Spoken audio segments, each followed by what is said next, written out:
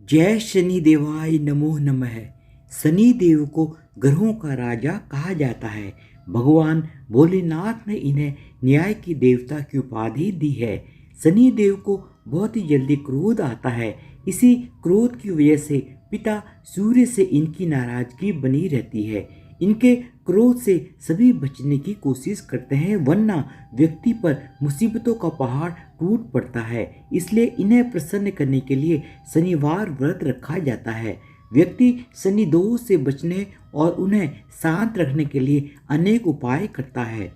शनि कृपा से व्यक्ति को सुख और वैभव की प्राप्ति होती है। जो लोग शनिवार का व्रत करते हैं उनको पूजा के समय शनिवार व्रत कथा का श्रवण अवश्य करना चाहिए। शनिदेव व्रत कथा। एक बार सभी 9 ग्रहों सूर्य, चंद्र, मंगल, बुध, बृहस्पति, शुक्र, शनि, राहु और केतु में बहस हो गई, कौन सबसे बड़ा है। आपस में लड़ने के बाद सभी देवराज इंद्र के पास पहुंच गए। इंद्र असमंजस की स्थिति में निर्णय नहीं दे पाए, परंतु उन्होंने सभी ग्रहों को सुझाव दिया कि पृथ्वी पर राजा विक्रमादित्य ही इसका फैसला कर सकते हैं, क्योंकि वह बहुत ही न्यायप्रिय राजा हैं।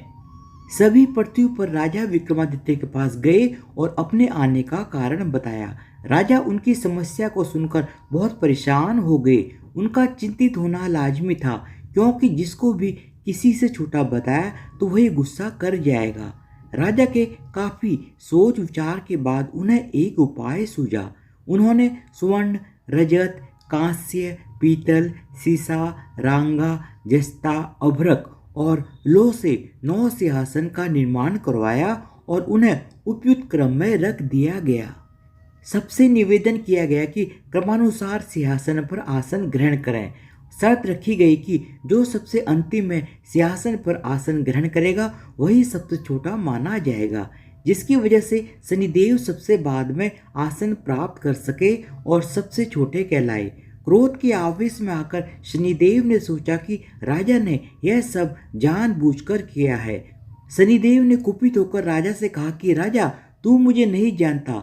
सूर्य 1 राशि में 1 महीना, चंद्रमा 2.25 महीने 2 दिन, मंगल 1.5 महीना, बृहस्पति 13 महीने, बुध और शुक्र 1-1 महीने विचरण करते हैं, लेकिन मैं 2.5 से 7.5 साल तक रहता हूँ। मैंने बड़े बड़े का विनाश किया है। श्री राम की 7.5 आने पर उन्हें जंगल जंगल भटकना पड़ा और रावण की 7.5 आने पर लंका को बंदरों की सेना से परास्त होना पड़ा। क्रोधित शनिदेव ने राजा से कहा कि अब आपको सावधान रहने की जरूरत है। इतना कहकर शनिदेव कुपित अवस्था में वहां से चले गए। समय गुजरता गया और कालचक्र का पहिया घूमते हुए राजा की 7.5 आ गई। तब शनिदेव घोड़ों का सौदागर बनकर राजा के राज्य में गए। उनके साथ अच्छे नस्ल के बहुत सारे घोड़े थे। जब राजा को सौदागर के घोड़ों का पता चला तो अश्वपाल को अच्छे घोड़े खरीदने के लिए भेजा। अश्वपाल ने कई अच्छे घोड़े खरीदे। इसके अलावा सौदागर ने उपहार स्वरूप एक सर्वोत्तम नस्ल के घोड़े को राजा की सवारी हेतु दिया। राजा विक्रमादित्य जैसे ही उस घोड़े पर बैठे, वह सरपट वन की ओर भागने लगा। जंगल के अंदर पहुंचकर वह गायब हो गया। भूख प्यास की स्थिति में राजा जंगल में भटकते रहे। अचानक उन्हें एक ग्वाला दिखाई दिया, जिसने राजा की प्यास बुझाई। राजा ने प्रसन्नता में उसे अपनी अंगूठी दे दी और राजा नगर की तरफ चल पड़े। वहां एक सेठ की दुकान पर पहुंचकर उन्होंने जल पिया और अपना नाम विका बताया। भाग्यवश उस दिन सेठ की खूब आमदनी हुई।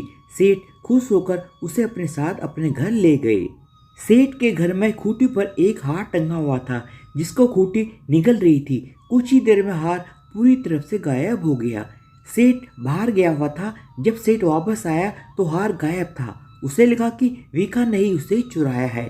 सेठ ने विका को कोतवाल से पकड़वा दिया और दंड स्वरूप राजा ने उसे चोर समझकर उसके हाथ पैर कटवा दिए।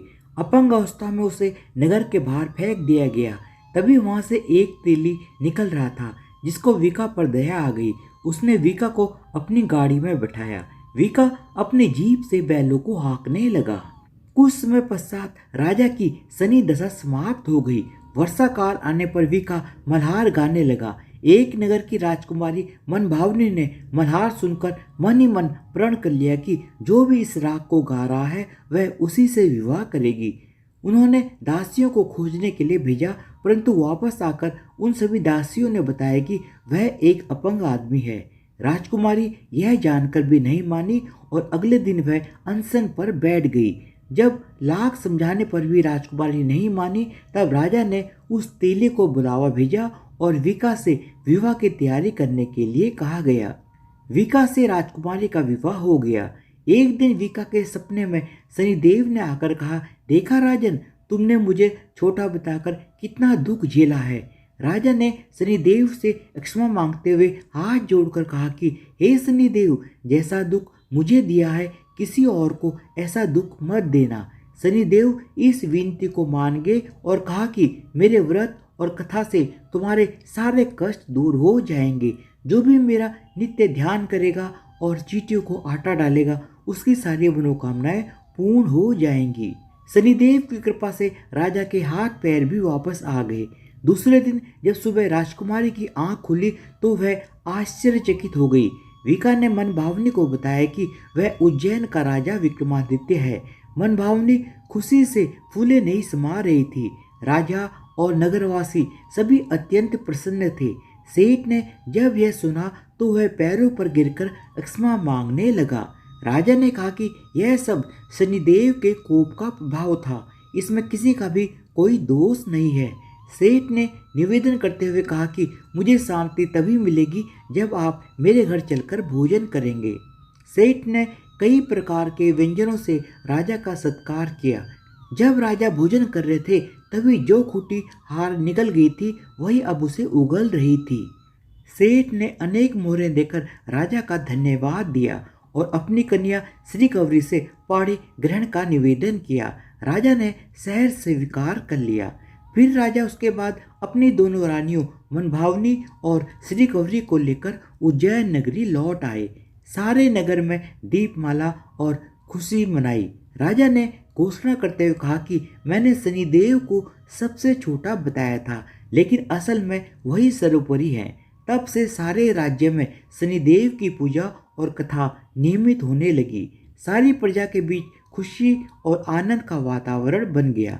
शनिदेव के व्रत की कथा को जो भी सुनता या पढ़ता है उसके सारे दुख दूर हो जाते हैं। धन्यवाद। बोलो शनिदेव महाराज की जय हो।